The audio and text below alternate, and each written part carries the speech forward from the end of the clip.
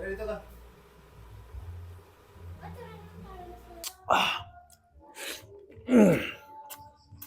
What's up mga idol? Magandang gabi sa ating lahat. So our videos for today mga idol. So nag-anda muna ako ng mga init tubig ba. Nag-andam ako ng init tubig kasi magsabaw tayo ng isda ngayon. Isda nga tilugon, simple gispuon ako rice cooker. At saka nilagyan ko ng tanglad. Dito tayo magluto mga idol sa rice cooker para hindi magastos sa panggatong, di ba? Pero magastos sa kurente. So inandam natin yung mga taparan, tara ngayon ay may luyao. Tsaka sibuyas nga Bombay. So ito lang yung mga idol, no. Panakot natin kasi walang iba, ha. Pero madali lang to mga idol kasi paspas ako maghiwa-hiwa, oh. Tanawa, di ba paspas sa giniron. Lisod pag di mo paspas ron, tingnan niyo yan, oh. Ang lisod pod. Lisod pag di paspas yan, di ba? Ay ilagay natin yung mga panakot, pampasarap yung mga panakot yan. Ha? Ayan, ukba natin ulit. Oh, ayan, bukaw na talaga mga idol. Ito talaga, kumulo na lagi ito. Siyempre, lagyan natin ng asin. Natin damihan ng asin kasi bawal nila ng maalat. Saka lagyan natin ng bitsin. Di ba? Kuntian lang natin yung bitsin, kuntian.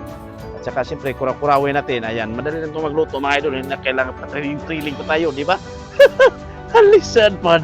Siyempre, yung isda nga atin ugon, ayan, crispo pa yan. Siyempre, ilagay natin sa rice cooker. Ayan, oh.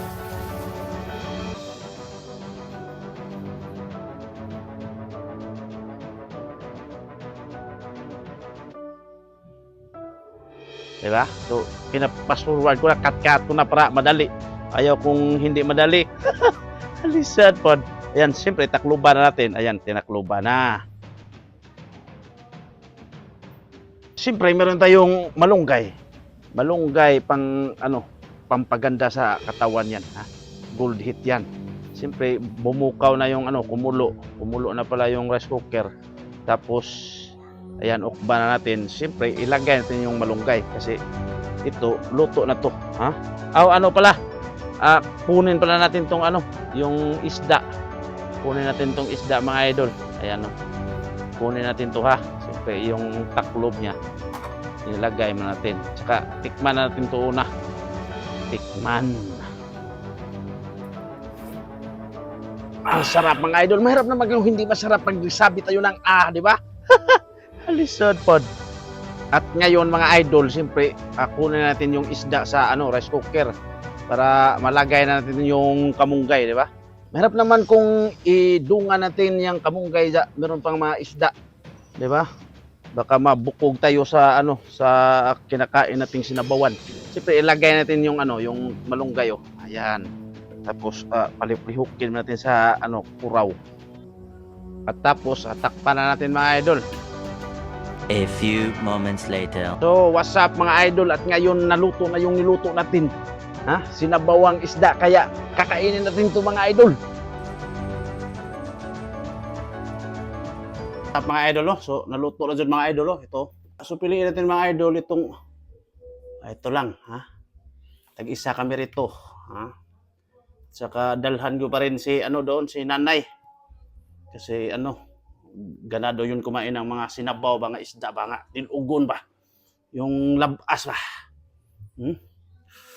Kaya tikman na natin to, wala nang intro to kasi naka-intro tayo, di ba? Lisod mo gwa.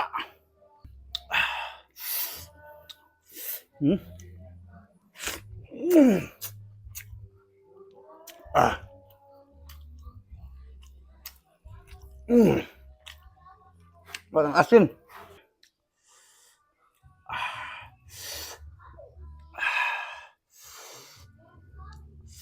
Sarap ng mga idol. Gamitin ng kutsara kasi magkamay na lang tayo, di ba?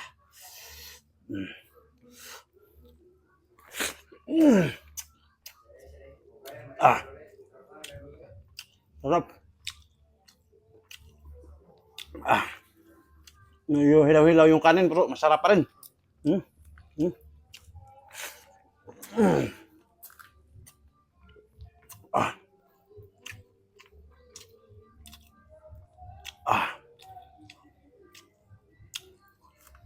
Sarap mga idol. Kain tayo mga idol.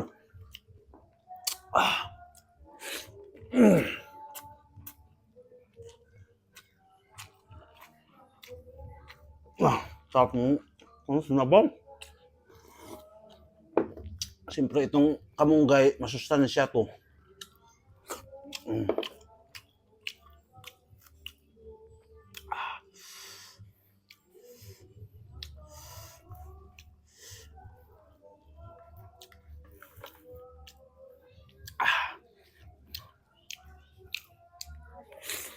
Mm. Ah. Mm.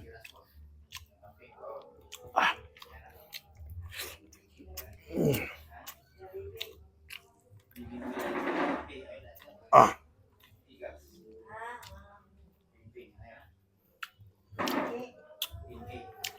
Mm. Mm. Ah.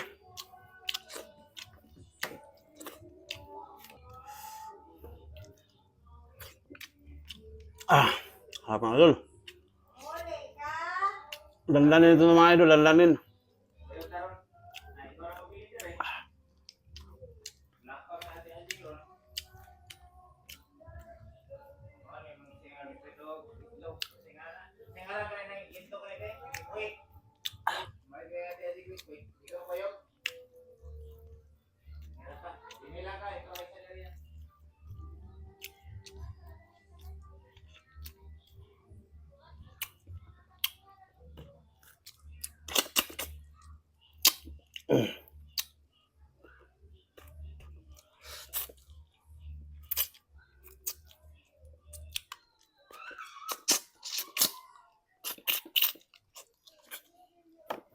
Ah.